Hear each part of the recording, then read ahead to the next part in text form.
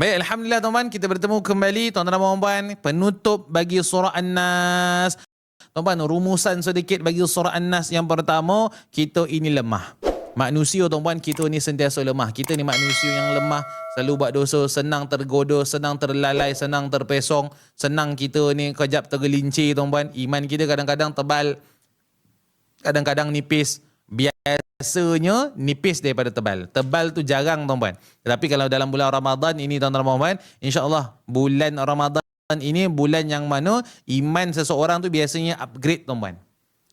Okay, kalau downgrade tu kena tengok balik lah. Biasanya iman kita dalam bulan Ramadan dia upgrade sikit tuan-puan. Okay, kalau bukan Ramadan dia downgrade sikit. Al-iman kita ni manusia yazid wa yanqus. Kadang-kadang naik, kadang-kadang tu turun. Biasanya tu turun. Boleh? Tuan-tuan dan puan-puan, yang kedua, musuh terbesar adalah bisikan dalam hati kita. Syaitan tuan-puan, dia tak angkat tangan kita buat dosa mencuri, tak.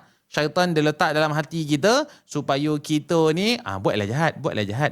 Lama-lama kau pun ambil, kau pun mencuri. Kau pun ambil, kau pun merasuah, contoh dia. Tuan-puan, syaitan dia letak dalam hati kita tuan-puan. Syaitan tuan-puan punya licik, dia tak mampu nak goda orang buat jahat, buat dosa, dia goda orang tu supaya rasa diri baik. Dia tak mampu nak goda orang tu buat jahat, dia goda orang tu supaya rasa diri dia baik. Sebab itu tuan-puan kadang-kadang jaga-jaga tuan-puan, jangan kita pergi masjid 24 jam, orang yang tak pergi masjid kita kutuk dia. Mentang-mentang kau pergi kuliah masjid selalu, kau AJK Muslimah masjid ataupun kau AJK Muslim masjid, Muslim tuan-puan Kau ni kaki tangan masjid, selalu ke masjid 24 jam, orang tak pergi masjid, engkau kutuk. Orang tak pergi masjid, engkau nilaikan dia. Belum tentu. Mungkin dia tak pergi masjid, dia khidmat kat rumah, lagi banyak, lagi ikhlas daripada kita yang pergi masjid. Faham tak tuan-puan? Ajak tak apa, tapi jangan kita menilai orang. Faham tuan-puan sebab bisikan syaitan tu tuan-puan, kadang-kadang kita sedekah tuan-puan, kita rasa macam kita paling baik. Rupanya ada orang sedekah lagi ikhlas daripada kita. Faham tak? Syaitan tu tuan-puan, kalau tak mampu goda seseorang itu menjadi jahat, dia goda seseorang tu rasa diri jadi baik.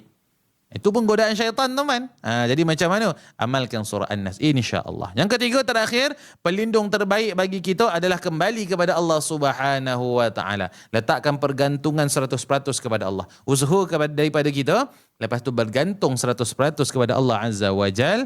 Allah Azza wa Jalla. Tuan-puan, surah An-Nas mengajar kita bahawa iman bukan sekadar melawan dunia luar, tidak, tetapi iman juga menjaga dalaman daripada diri dan hati kita. InsyaAllah, tuan-tuan dan puan-puan, mudah-mudahan surah An-Nas ini kita baca setiap pagi dan malam. Okay, 3 kul tuan-puan, surah Al-Ikhlas, Qul huwallahu ahad, surah Al-Falaq, Qul a'udzu birabbil falaq, surah An-Nas, Qul a'udzu birabbin nas. Baca tuan-tuan setiap pagi dan malam, amalkan, ajarkan kepada anak-anak kita 3 kul ini. Dan tuan-tuan dan puan-puan, jadikan doa bila hati kita gelisah. InsyaAllah, tuan-tuan dan puan-puan, itu sahaja sekian daripada saya untuk kali ini. Tuan-tuan dan puan-puan, saya Ustaz Aidil, mohon maaf segala salah dan silap. InsyaAllah tuan-puan, jangan lupa subscribe YouTube Ustazlah Official. Tuan-tuan dan puan-puan, insyaAllah kita jumpa lagi. Tuan-puan, maaf segala salah dan silap. Aqulu qawli hadha wa astaghfirullahal azim li wa lakum. Wassalamualaikum warahmatullahi taala wabarakatuh. Jumpa lagi tuan-puan. Assalamualaikum.